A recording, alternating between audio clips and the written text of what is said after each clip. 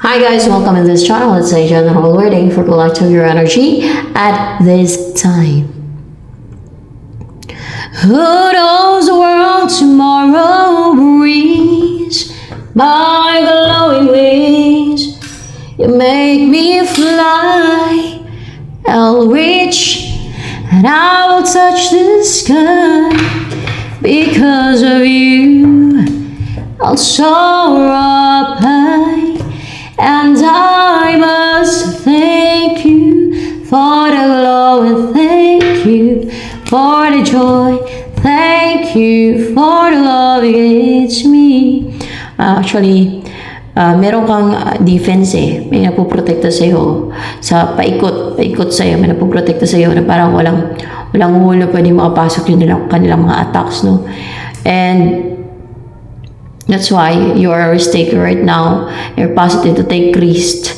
And parang hindi mapanatag yung isipan mo. May gusto kang puntahan. Siguro sa malayo, ganyan.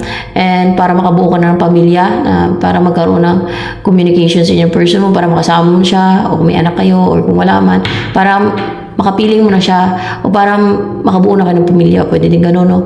Para magkaroon na ng pagtutulungan sa inyo as mag-partner at makabuo na kayo ng pamilya ninyo. Gano'n, o mabuo ko na kayo. Pwedeng gano'n. Lalo kung may pamilya ka na malayo ka sa kanila, o kung sa abroad ka, or yung pamilya mo yun sa abroad, pwedeng gano'n. Or else ay, kung wala ka pang sariling pamilya, ay pwedeng nasa malayo pa yung person mo na kailangan mong puntahan muna para makasama mo na siya at para makapag-umpisa na kayo na mag-start ng family. Yung gano'n. Okay? So, ano pa? Who knows the world tomorrow brings my glowing wings. So, yan. Journey. So, meron kang gagawing paglalakbay, meron kang pupuntahan, there's journey, or meron kang umpisa na journey. Paglalakbay ito, or journey, no? Travel, journey. So, this is you. You are so courageous to say the truth, to tell the truth, to share the truth. You know, the truth will set others free, the truth will set you free, you know. Kaya lang ayaw na ikwento, o hindi naman sa ikwento, iba naman yung kwento sa expose. Kaya lang ayaw expose, kaya ayaw ng iba ng mga deceitful at may mga ginagawang pahayag, mga traidor, mga demonyuhan, na expose yung mga ginagawa nila, o ayaw nila malaman ng iba, ayaw nilang i-reveal yung katotohanan ng mga ginagawa nila. Dahil ayaw nila masira sa mata ng iba, kahit in reality mas sama o mga evil yung gawain nila, no? Na pilit nilang tinatago. Ayaw nila ma-expose yun eh, para madami silang mabiktima, para madami silang paniwala, like yung mga scammer, okay, yung mga kadalasan yung mga evil yun guys eh, like psychopaths, di ba? Ganyan sila. So yan, ikaw naman ay parang napakatapang mo at napaka-courageous na mag-expose o mag-reveal o magsabi ng katotohanan. Wala namang sama pag magsabi ka ng katotohanan, i-reveal o expose mo yung mga deceit and schemes and evil doings and yung mga pahayag na ginagawa ng iba. Lalo na't yung pagsabi ng katotohanan, ang pagiging honest, that's a mission from God. Lalo na kung ikaw ay pinili, no, ng God na para mag-reveal ng katotohanan. Bakit ko nasabi that's a mission from God? Tingnan mo yung mga binibigay na mission ng God sa mga prophets, like kay John, di ba? Di ba pinakain siya ng scroll or libro galing sa langit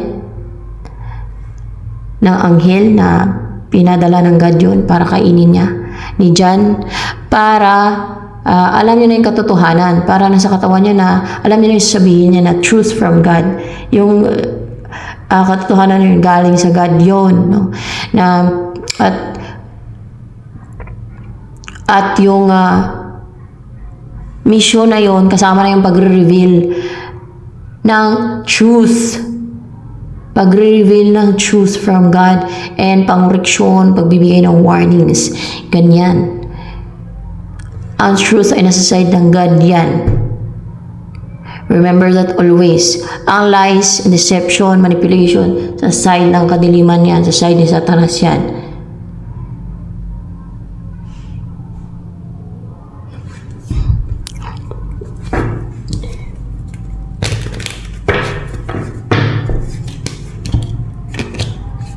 Hindi pa klaro yan sa inyo, ewan ko lang sa inyo. Talagang clouded judgment yung isip ninyo. Pinapa-clouded ng kadiliman. So, the crown, you're strong. You know, you're strong, may inner strength ka, may inner stillness, and rooted do kasi black, dominant yung black dito. Matibay, matatag, parang ganun pati no, malakas, no? Strong, may inner strength. And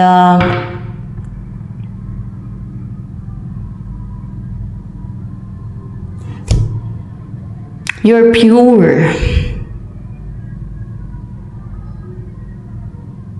Clarify ko nga. Ako ba to?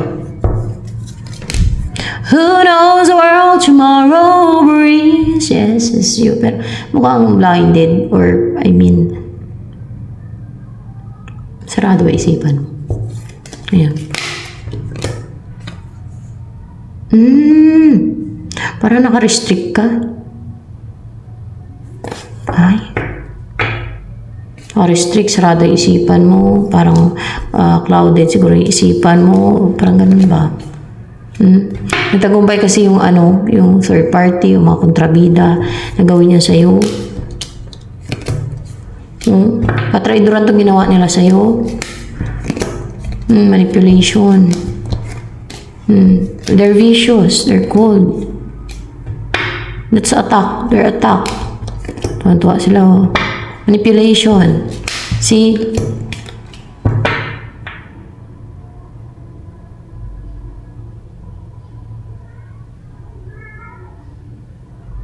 Parang mabali na tuwang-tuwa sa mga ginagawa na ng kademonyuhan, pero sa kabilang buhay, impyerno sila.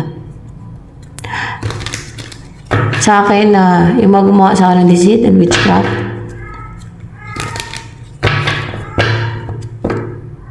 yung nagpakulam sa akin. Nako guys.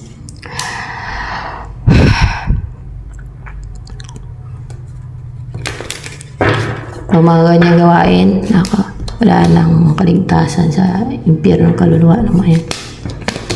Buhay pa na sunog na sa impyerno ng kaluluwa nila. Sabagay, iba sa kanila matay na. Pinatay na ng God. Temperance. Sunod naman sila.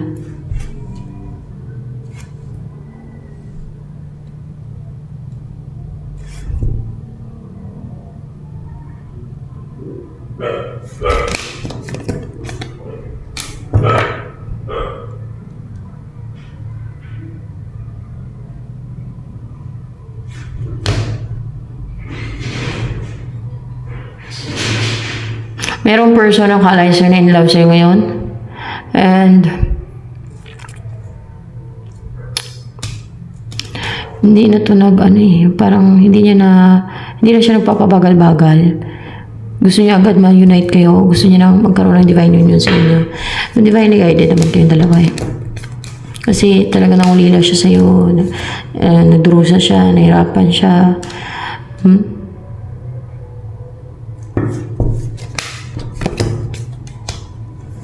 Dahil magaan at malapit yung loob niya sa'yo. Parang nasasaktan siya. No? Nasasaktan siya kasi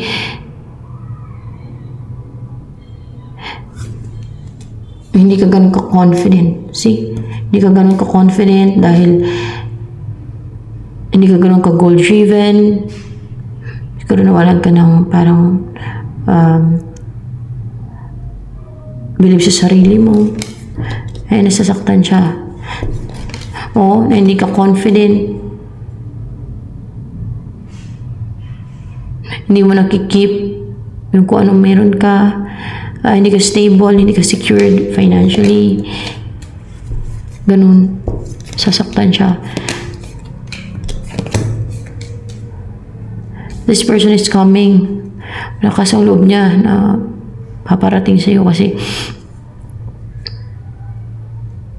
Gusto niya maging masaya ka. Maging masaya kayong dalawa. At maging a good provider sa'yo.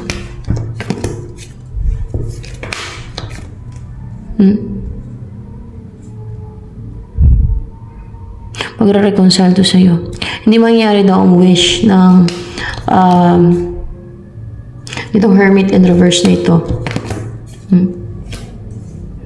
Na mapangasawa ka. Yung hermit rin in reverse kasi paro kayo ng person mo na energy, King of Pentacles, Queen of Pentacles ka. Merong siguro may gusto talaga siya, gusto ka, mapasa kanya, pero hindi mangyaring gusto niya na mapasa kanya ka. Kasi ito magkakaroon ng reconciliation sa inyo.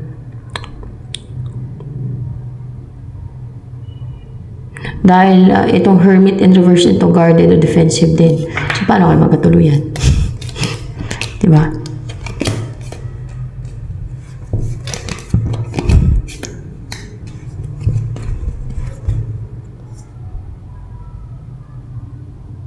Itong person na ito